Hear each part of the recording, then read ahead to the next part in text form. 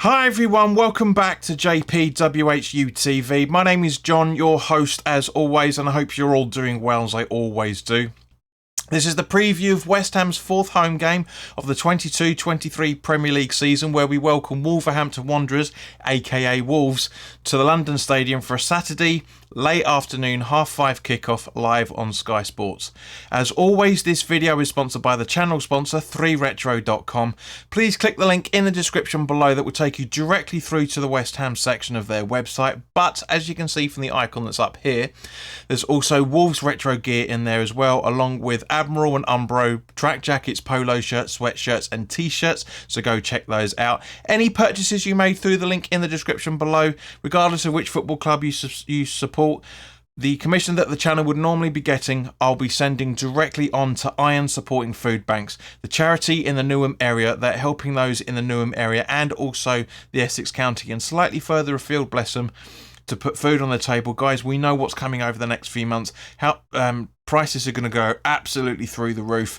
So there's going to be more and more people that's going to need to have help from other places. So go grab yourself a really nice retro shirt. Depending on what you're purchasing, you'll be saving between 5 and 15 quid in comparison to your respective club shop, and you'll be helping those that are less fortunate than you and I. So go grab yourself a really nice retro shirt, guys, including, obviously for those West Ham fans watching, including the original shirt that this season's home kit is based on.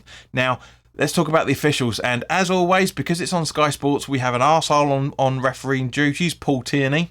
His assistants are Constantine Hatzidakis, we know his history with us, and Neil Davies. The fourth official is Michael Salisbury. On VAR is Peter Banks, and his assistant is Ian Hossin. So, could have been worse, but it could have been better at the same point. Now, our last 5 Premier League home games against Wolves, as they were out of the Premier League for 7 years prior to their return in the 15-16 season, shows we've won 3, drawn 1 and lost 2. David Moyes has faced Wolves at home as a Premier League manager 6 times, winning 3, drawing 2 and losing 1. Now, Wolves are, at the time of this recording, 17th in the table on 6 points, 2 points higher than us, with 1 win, 3 draws and 3 losses. From their 3 away games Wolves have played so far this season, they've won none, drawn 1 and lost 2. The same as our record at home so far this season. Now, up rocks West Ham, they've had no win on the road yet. That's all I'm going to say at this point. Only one player has scored for Wolves away from home, which is Podence, with 1 goal, just like Souček is our only home goal scorer.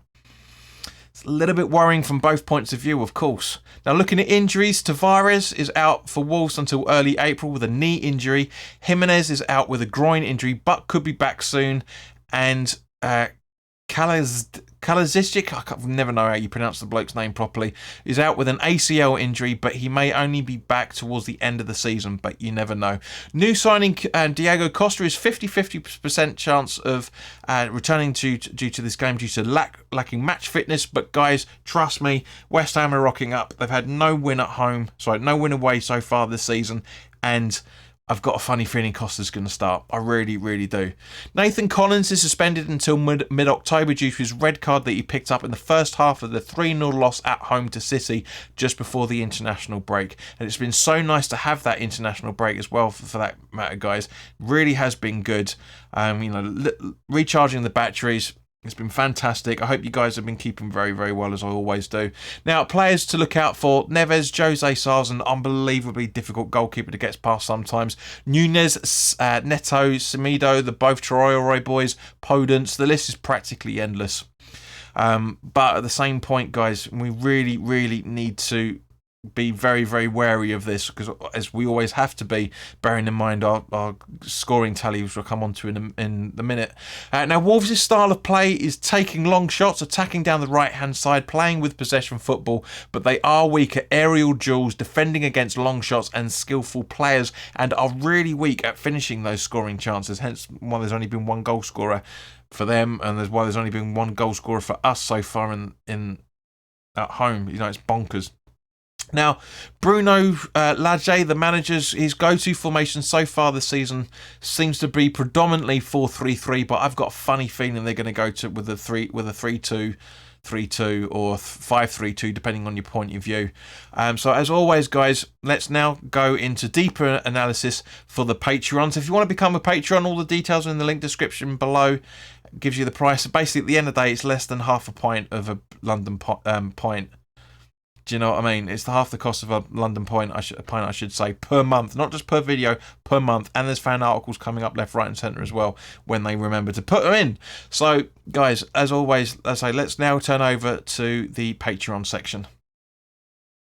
Okay, so turning to West Ham, fortunately at the time of this recording there appears to be no international duty injuries I should say, which is fantastic. You know, we've got quite a lot of internationals now.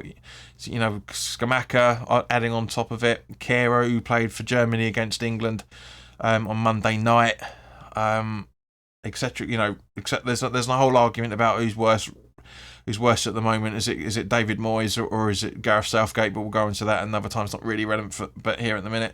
I cannot stress how important this game is, as we all know. I mean, at this point of the season, I thought we were going to be on 17 points by now, but we picked up 4. I did predict it right that I said we get no points at Chelsea and we'd beat Villa away. So I've got two of the what was it, 9 fixtures, 2 of the 8 fixtures predicted so far. But I honestly, everybody has to step up. Now, my starting 11 is quite controversial because I've dropped Rice. I love him, he's a fantastic player, but we need to mix it up a little bit. Just try something a little bit more tactical analysis coming from that point of view. You know, David Moyes has been absolutely bloody awful with the way he's been doing some ideas recently. I do genuinely think, and I'm not a David Moyes out in any shape or form. I back him to the hilt 100%, as I always have done, because especially when they're in charge of West Ham.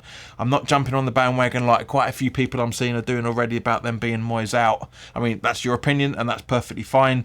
But it does seem to be, I get it, I understand why everybody's really, really nervous at the minute. I'm nervous as well. I've said it beforehand with the previous analysis of other games that we've done. I said we've been playing on a relegation form style play, and it hasn't changed. Something really, really needs to change now. And I'm not blaming Rice in any shape or form. He's been one of our better players, but in the side I should say. But we really, really need to mix things up a little bit. And the only thing I can really suggest is now you guys know me, as I say, I always use a formation to exploit the